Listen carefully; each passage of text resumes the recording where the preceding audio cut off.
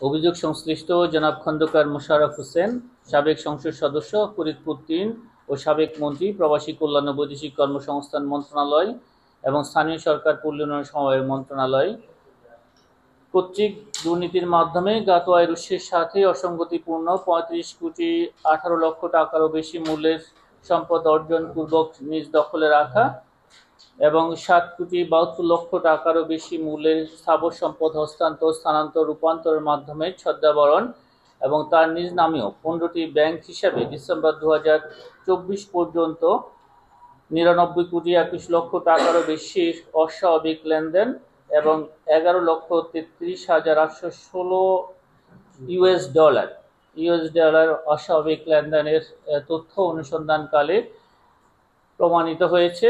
এই কারণে তার বিরুদ্ধে দুর্নীতি দমন কমিশন আইন ২০০৪, মানি লন্ডারিং প্রতিরোধ আইন ২০১২ এবং দুর্নীতি প্রতিরোধ আইন ১৯৪৭ এর সংশ্লিষ্ট ধারায় একটি মামলা রুজুর সিদ্ধান্ত গৃহীত হয়েছে।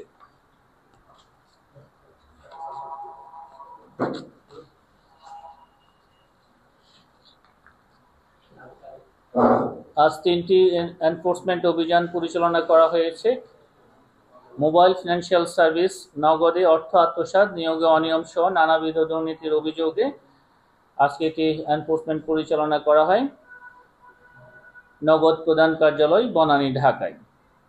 টাঙ্গাইলে বন বিভাগের অসাধু কর্মকর্তা এবং স্থানীয় দখলদারদের বিরুদ্ধে পরস্পর যোগসাজশে বন বিভাগের জমি লিজ নিয়ে সরকারি ফান্ডে টাকা জমা না করে আত্মসাৎ সহ নানাবিধ অভিযোগে বন বিভাগ টাঙ্গাইলে আরেকটি এনফোর্সমেন্ট অভিযান পরিচালনা করা হয়।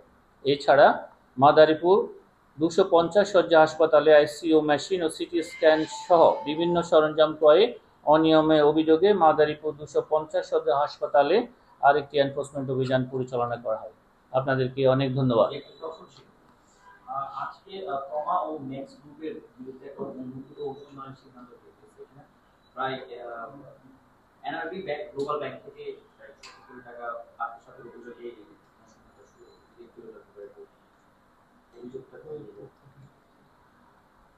এই বিষয়টি আমি জেনে আপনাকে পরবর্তী সময়ে জানাতে পারবো। আমার কাছে এই সংক্রান্ত তথ্যাদি নেই।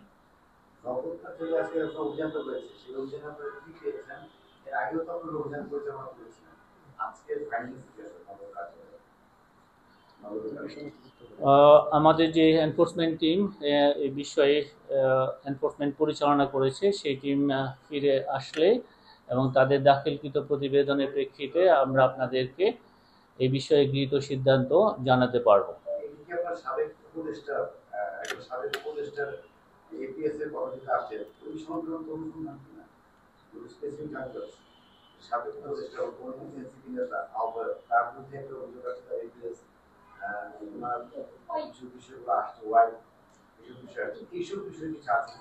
আমরা একটু অপেক্ষা করি, আমাদের এনফোর্সমেন্ট টিম তাদের ফাইন্ডিংসটা তারা আমাদের কমিশনে উপস্থাপন করবেন।